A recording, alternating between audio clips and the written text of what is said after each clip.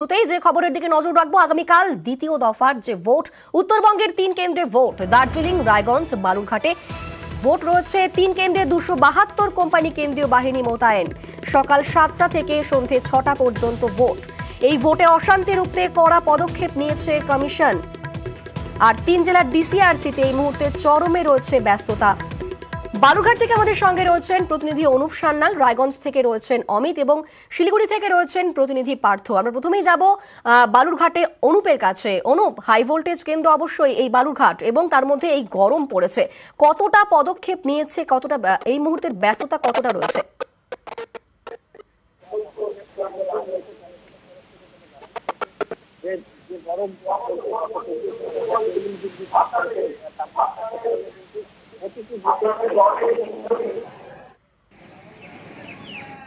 আমাদের সঙ্গে যোগাযোগ বিচ্ছিন্ন হয়েছে আমাদের প্রতিনিধি অনুপের।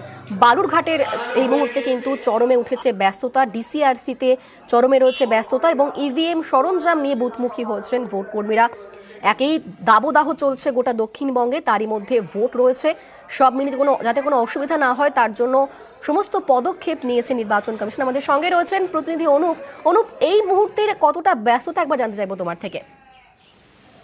একদমই পুরো ব্যস্ততা চলছে, কারণ ভোটকর্মীরা সকাল থেকেই কিন্তু বালুরঘাট কলেজে ভোটকর্মীরা আসতে শুরু করেছে এবং তাদের নির্দিষ্ট যেখানে কোথায় কার ভোট পড়েছে, তারা কোন পোলিং স্টেশনে যাবে সেই নির্দিষ্ট তালিকা তাদের রাখা হয়েছে। সেখান থেকে তারা তালিকা সংগ্রহ করছে এবং তারপরে তারা কিন্তু বালুরঘাট কলেজের ভিতরে গিয়ে তাদের যে ইভিএম এবং যাবতীয় যা সরঞ্জাম সেই সমস্ত নেওয়ার কাজ চলছে।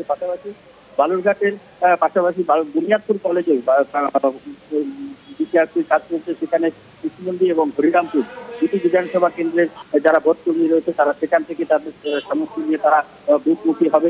এ কারণেই চরম পর্যায়ের ব্যবস্থা কিন্তু এই মুহূর্তে দুটি ডিসিআরসিতে চলছে। পাশাপাশি বালুরঘাট লোকসভার মধ্যে রয়েছে ইটাহার বিধানসভা, সেখানকার যারা পোলিং পার্সন রয়েছে তাদের জন্য কিন্তু এটা রায়গঞ্জ পলিটেকনিক কলেজ থেকে সেখানকার ভোটকর্মীরা তাদের সামগ্রী নিয়ে সেই উদ্দেশ্যে রওনা দিবে।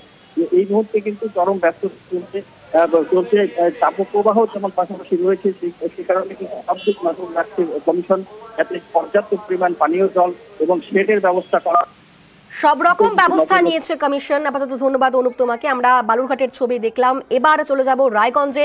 সেখান থেকে সরাসরি রয়েছেন প্রতিনিধি অমিত, রায়গঞ্জের কি ছবি এখন?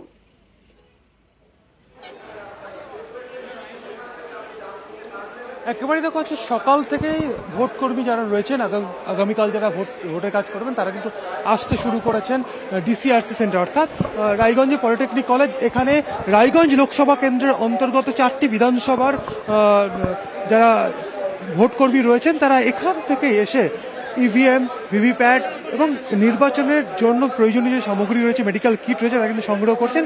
এবং প্রিজাইডিং অফিসার তিনি প্রথমে এসে এখানে যে SMS কাউন্টার রয়েছে সেখানে এসে তিনি রেজিস্ট্রেশন করছেন। এরপরেই নির্দিষ্ট কাউন্টারে গিয়ে তারা পৌঁছে যাচ্ছেন এবং সেখান থেকেই তাদের প্রয়োজনীয় ভোটের জন্য যে প্রয়োজনীয় যা যা রয়েছে তাদেরকে সংগ্রহ করছে। আমি কথা বলবো, কি কি বিষয় তুলে দিচ্ছেন আপনি প্রিজাইডিং অফিসারের হাতে?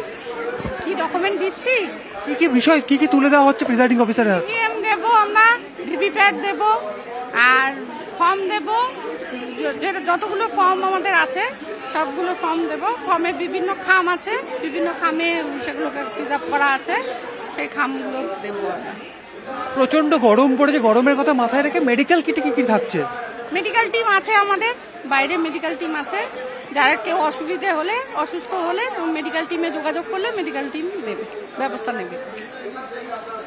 দেখতে পাচ্ছি ক্যামেরা পার্সন মনোজকে একবার দেখাতে বলবো যে একদম রায়গঞ্জ পলিটেকনিক কলেজের যে ডিস্ট্রিবিউশন আর রিসিভিং সেন্টার, সেখানে তুমি দেখতেই পাচ্ছ যে ইতিমধ্যেই যারা ভোট কর্মী রয়েছেন, প্রিজাইডিং অফিসার, পোলিং অফিসার, তারা কিন্তু এসে উপস্থিত হয়েছেন এবং প্রত্যেকটি নিজের নিজের যে পোলিং যে নম্বর দেওয়া রয়েছে সেই কাউন্টারে গিয়ে তাদের নির্দিষ্ট জিনিস তারা কিন্তু সংগ্রহ করছে। ইভিএম সরঞ্জাম নিয়ে তারা রওনা দেবেন এবার বুথের দিকে, এমনটাই ছবি আমরা দেখলাম সেখান থেকে।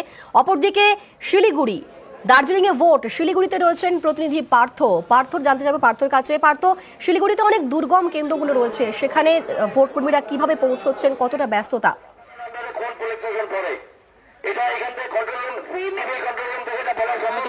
দার্জিলিং লোকসভার কিন্তু 5খানা ডিসিআরসি রয়েছে, দার্জিলিং, কার্শিয়াং, কালিম্পং, শিলিগুড়ি এবং ইসলামপুর।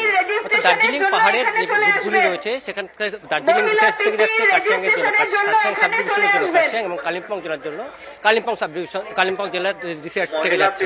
আর দার্জিলিং এর যে 3টি দুর্গম এলাকায় সিঙ্গালিলা ন্যাশনাল পার্ক ঘেঁষা যে বুথগুলি রয়েছে, যা দার্জিলিং প্রপার টাউন থেকে 106 কিলোমিটার দূরে শৃঙ্খলা, এবং সেই শৃঙ্খলা থেকে যে 3টি বুথ, কোনোটা দূরত্ব 26 কিলোমিটার, কোনোটা দূরত্ব 17 কিলোমিটার, কোনোটা দূরত্ব বা 19 কিলোমিটার।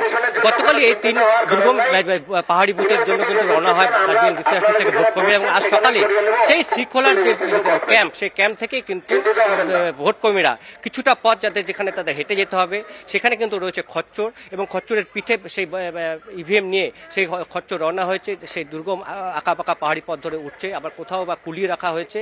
এই যে দুর্গম পাহাড়ি যে বুথগুলো রয়েছে সেখানে কিন্তু দুদিন আগেই ভোট কর্মীরা পৌঁছে যায়, এবং ভোট হবে আগামীকাল, এবং আগামীকাল ভোট হওয়ার পরে আগামীকালই তারা সন্ধ্যাবেলায় ফিরে আসবে তারা শৃঙ্খলার বেস ক্যাম্পে, এবং তারপর পরশুদিন তারা নেমে আসবে দার্জিলিংয়ে।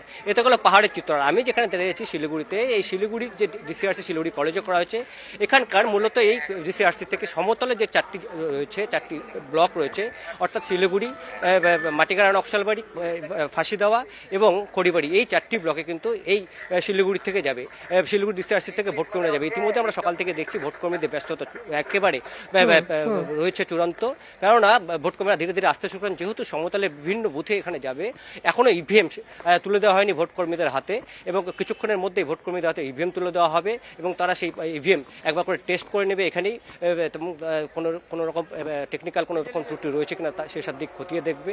আর যে কথা জানাচ্ছি, যাতে নির্বিঘ্নে ভোট সম্পূর্ণ, সেজন্য গোটা পাহাড়ি দার্জিলিংয়ের পাহাড় এবং সমতল মিলিয়ে 88 কোম্পানি কিন্তু কেন্দ্রীয় বাহিনী মজুত করা হয়েছে, এবং বিভিন্ন বুথে কেন্দ্রীয় বাহিনীর পাশাপাশি কিন্তু রাজ্য পুলিশ থাকছে। আমরা জানি প্রথম দফায় উত্তরবঙ্গের 3 জেলায় অর্থাৎ কোচবিহার, আলিপুরদুয়ার এবং জলপাইগুড়িতে নির্বিঘ্নে ভোট পর্ব সম্পন্ন হয়েছে, যাতে দ্বিতীয় দফাতেও উত্তরবঙ্গের এই 3 জেলা, 2 দিনাজপুর এবং দার্জিলিং জেলার নির্বিঘ্নে ভোট সম্পন্ন হয়। সেদিকে কিন্তু যথেষ্ট নজর নির্বাচন কমিশনের তৎপর কিন্তু 3 জেলা প্রশাসনিক কর্তারা। অবশ্যই ধন্যবাদ পার্থ।